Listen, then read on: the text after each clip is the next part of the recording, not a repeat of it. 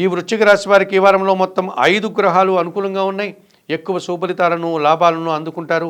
కుటుంబ సౌఖ్యాన్ని అందుకుంటారు. తల్లిదండ్రుల ఆశీస్సులు అందుకుంటారు. చాలా రోజుల తర్వాత కుటుంబ సభ్యులతో కలిసి సంతోషంగా ఆనందంగా ఉండే పరిస్థితి ఈ వారంలో కనిపిస్తుంది. తృతీయంలో రవి సంచారం వల్ల అధికారుల అండదండలతో అభివృద్ధిని సాధిస్తారు.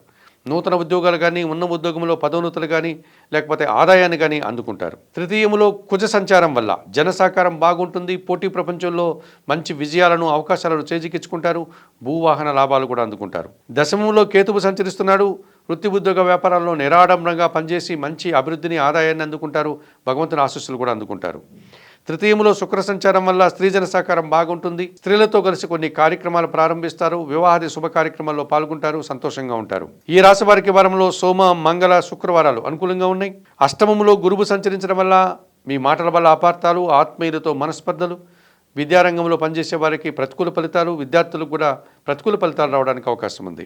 దానాలు ఇచ్చేటువంటి క్రమంలో శనగలను గురువులకు దానం చేసి వారి పాదాలకు నమస్కరించి ఆశీస్సులు అందుకోండి.